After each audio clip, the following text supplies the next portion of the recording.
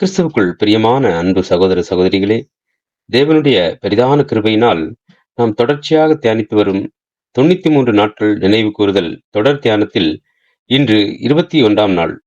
இன்றைய நம் தியானத்தின் தலைப்பு, பாத்திரத்தில் நமக்குரிய பங்கு.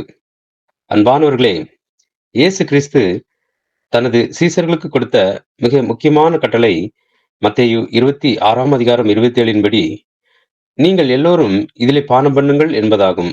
பாத்திரத்தில் பானம் பண்ணுவது என்பது திராட்சை ரசத்தை பருகுவது மட்டுமல்ல, இது கிறிஸ்துவின் இரத்தத்தில் நாம் கொள்ளும் ஐக்கியத்தை குறிக்கிறது.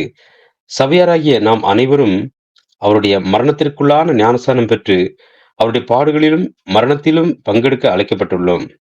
இந்த நினைவு கூறுதலின் ஆசரிப்பின் பாத்திரத்தில் பங்கெடுத்தல் என்பது நமக்கு, அதாவது சபை அழைப்பில் உள்ளவர்களுக்கு மட்டுமே கிடைத்துள்ள உன்னதமான சிலாக்கியமாகும். நாம் பங்கெடுக்கும் இந்த பாத்திரம் ஒரு ஆசீர்வாதத்தின் பாத்திரம். ஏனெனில் இது கிறிஸ்துவின் பலியில் நாமும் இணைந்து கொள்வதற்கான மேன்மையான அழைப்பிற்குரிய பாத்திரம். நாம் உலகத்தின் ஆசைகளை துறந்து அவரோடு கூட பாடுபட்டால் அவரோடு கூட ஆளுகையும் செய்வோம். வேத வார்த்தையின்படி இரத்தம் என்பது ஜீவனை குறிக்கிறது. எனவே பாத்திரத்தில் பங்கு பெறுவது என்பது கிறிஸ்துவின் மீட்கும் பொருளின் புண்ணியத்தில் பங்கு கொள்வது மட்டுமல்லாமல், நாமும் அவரோடு இணைந்து நம்முடைய ஜீவனை ஜீவ பலியாக ஒப்புக் கொடுத்தலையும் குறிக்கிறது. நமது ஆண்டவராகிய இயேசு தன் சீசர்களை பார்த்து மத்தேயு 20ஆம் அதிகாரம் 22 நான் குடிக்கும் பாத்திரத்தில் நீங்கள் குடிக்கவும், நான் பெறும் ஸ்தானத்தை நீங்கள் பெறவும் உங்களால் கூடுமா என்றார்.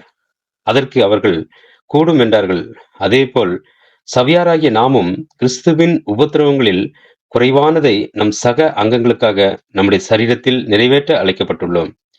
இதில் எல்லோரும் பானம் பண்ணுங்கள் என்று சொன்னதன் நோக்கம், கிறிஸ்துவின் சரீரமாகிய நாம் அனைவரும் ஒரே விதமான பலியில் முழுமையாக பங்கு பெற வேண்டும் என்பதே ஆகும்.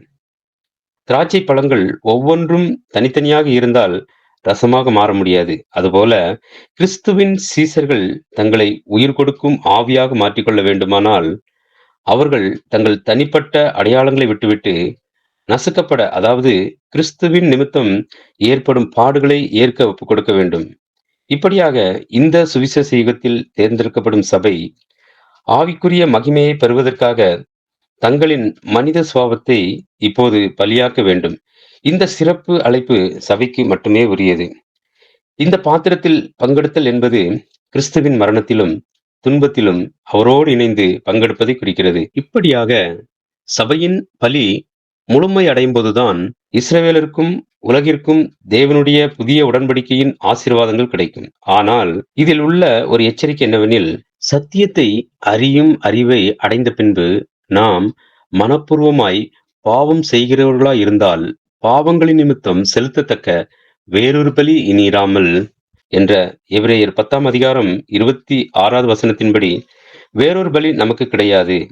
இதை நாம் உணர்ந்து அவருடைய பாத்திரத்தில் உண்மையாக பங்கு பெற்று அவருடைய உடன் சுதந்திரவாளிகளாக மாறுவோம். நாம் கேட்ட இந்த சத்தியத்தை நம்முடைய இருதய பலகையில் எழுதி கொள்வோமாக. தேவ கிருபையும் இரக்கமும் தொடர்ந்து ஒவ்வொரு நாளும் நம்மை வழிநடத்துவதாக. அன்பு சகோதர சகோதரிகளே, நமது 93 நாட்கள் தொடர் தியானத்தில் நாளைய நமது தியானத்தின் தலைப்பு அடையாளங்கள், அப்பம், திராட்சைப்பழ ரசம் மற்றும் பாத்திரம் ஆகியவற்றின் எளிமை. இதற்கான ஆழமான சத்திய விளக்கத்தோடு நாளை நாம் சந்திப்போம். கிறிஸ்துவுக்குள் பிரியமான சகோதர சகோதரிகளே, இதுபோன்ற அநேகம் ஆழமான சத்தியங்களை முழுமையாக பார்க்க நமது சத்திய கருவூலம் யூடியூப் சேனலை சப்ஸ்கிரைப் செய்து பயன்பெறுங்கள்.